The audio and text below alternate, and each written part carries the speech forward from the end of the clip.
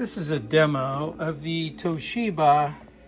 It's model SD V394. It's a combo DVD and VCR. I'm currently running a VHS tape. I have the remote here. We'll go ahead and show you how it works.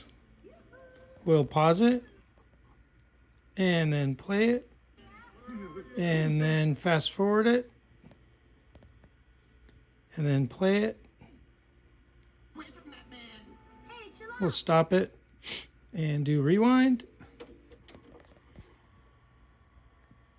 and stop it and play it. So that side works great. I'm going to stop it and eject.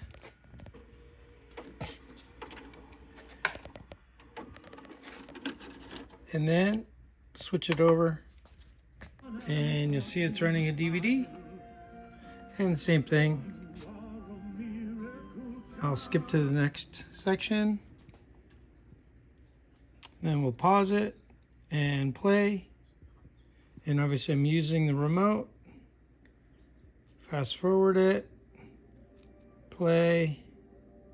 Works great.